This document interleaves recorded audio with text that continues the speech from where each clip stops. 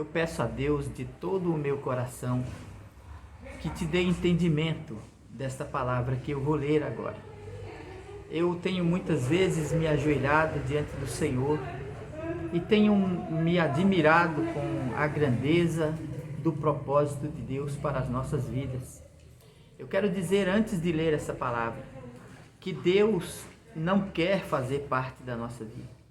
Ele não é parte da nossa vida, como Ele não é parte deste mundo. Deus não pertence a este mundo e Deus também não pertence a nós. Muito pelo contrário, o mundo pertence a Deus e nós somos criaturas dele. Nós somos parte da vida e da existência do nosso Criador. Ele quer que nós façamos parte da vida dele, da vida e da existência dele. Quando ele nos criou e soprou em nós o fôlego da vida, ele dividiu conosco a sua existência, nos dando o dom da vida e da existência. É um grande engano da humanidade pensar que Deus é como qualquer um de nós. É pensar que Deus é um ser semelhante a nós. Esta é outra distorção. A Bíblia diz que nós fomos criados à imagem e à semelhança de Deus. E Deus não é a nossa semelhança e a nossa imagem. Então, às vezes, tratamos com Deus como se estivéssemos tratando com uma pessoa que é semelhante a nós. Mas é errado pensar assim, porque nós fomos feitos parecidos com Ele, semelhantes a Ele. Mas, obviamente, que o original é muito superior a uma cópia. E o valor que tem o original é muito superior ao valor da cópia. Isso porque nós nem somos uma cópia de Deus, né? Nós somos uma criação de Deus, uma ideia de Deus, do seu grandioso poder em nos trazer à existência. Então isso é muito importante, porque as pessoas vivem neste mundo e tratam da religião e do seu comportamento e do seu relacionamento com Deus como se Deus fizesse parte da sua vida, como a escola faz parte da vida deles, como a política faz parte da vida deles, como se ele fosse apenas uma coisa a mais na nossa vida, né? Quer dizer, nós trabalhamos a semana inteira e quando chega no domingo vamos para a igreja, né?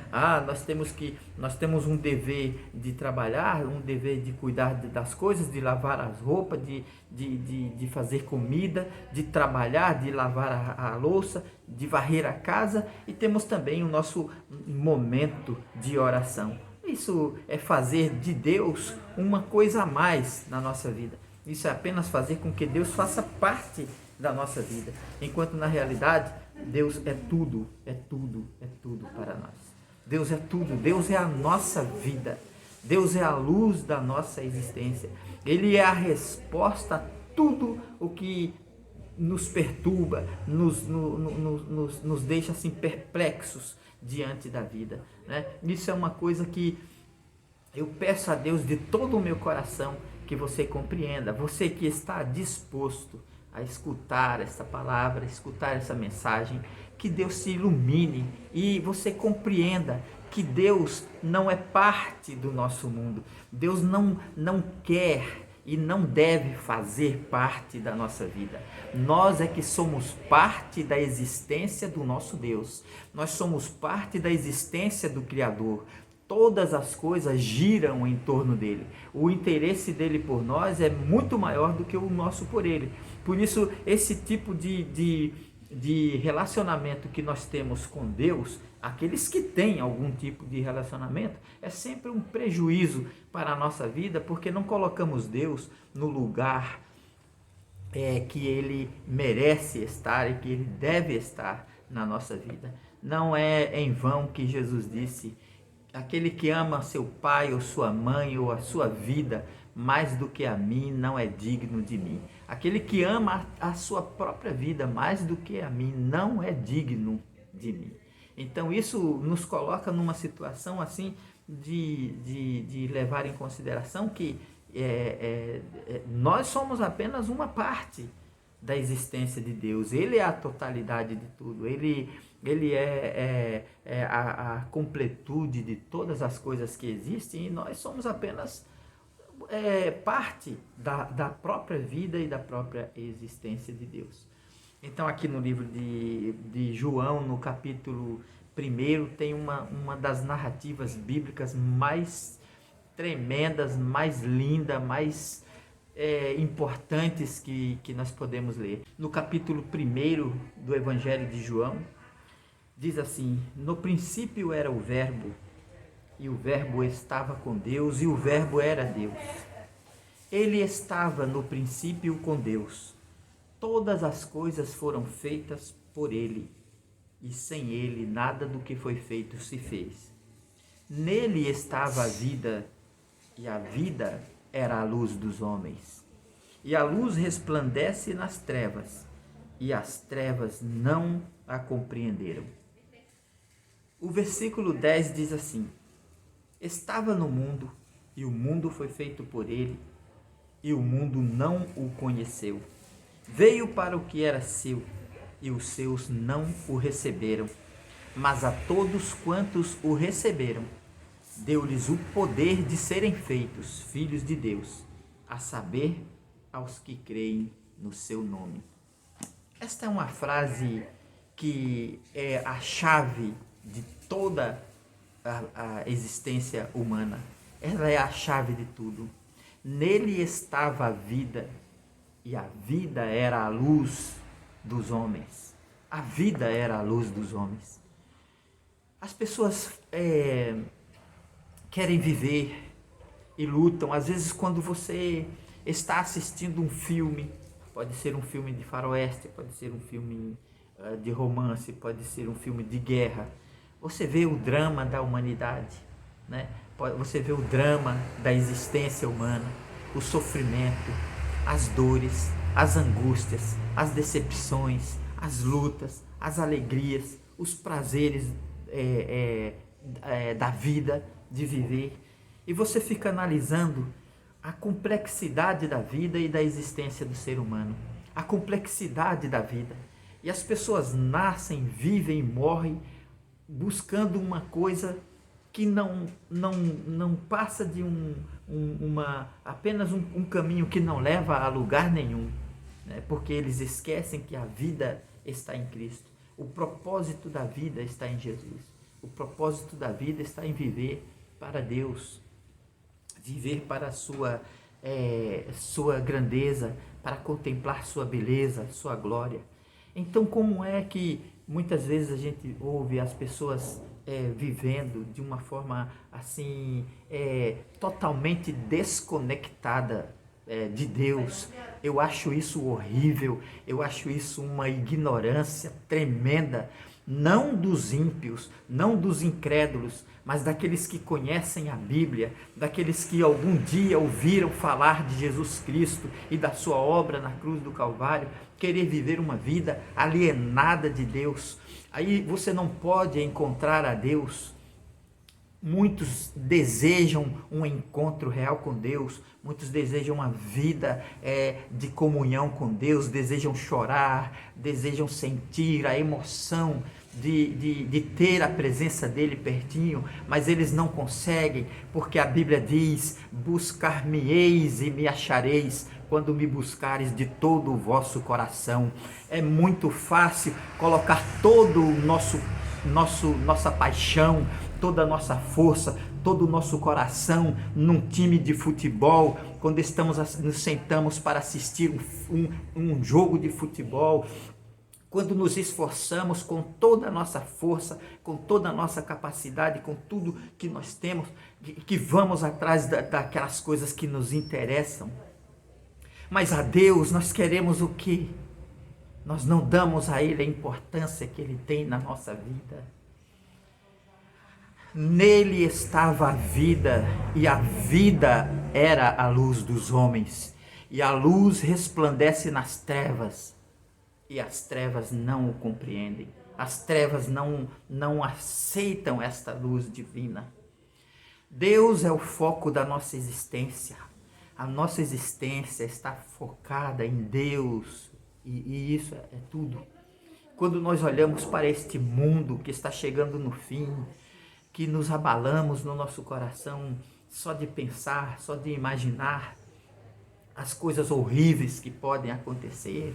Tantas coisas ruins estão para acontecer quando abrimos a Bíblia, que lemos as profecias a respeito do fim do mundo e não podemos fazer nada para mudar aquilo, porque o homem não muda o seu comportamento, ele não compreende que a vida dele não é correr atrás do pão.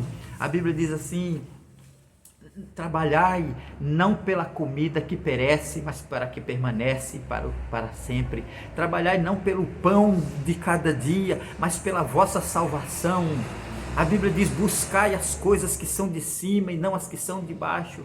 Pensai nas coisas que são de cima, ajuntai tesouros no céu, onde a ferrugem não chega, onde os ladrões não roubam. E aí os homens fazem tudo ao contrário, tudo ao contrário. Quando Deus manda pensar nas coisas de cima, quando manda buscar tesouros no céu, e fazem tudo ao contrário e querem viver uma vida boa, uma vida maravilhosa, e só encontram trevas, dor, desgraça, decepção, sofrimento, angústia, arrependimento e muitas vezes remorso por cometerem erros que não terão nunca conserto na vida. E aí, quando nós olhamos isso e quando vemos estas coisas acontecerem aí e dizemos assim, por que Deus não me impediu de fazer isso? Deus não impede nada, ninguém de fazer nada, nem o que quer.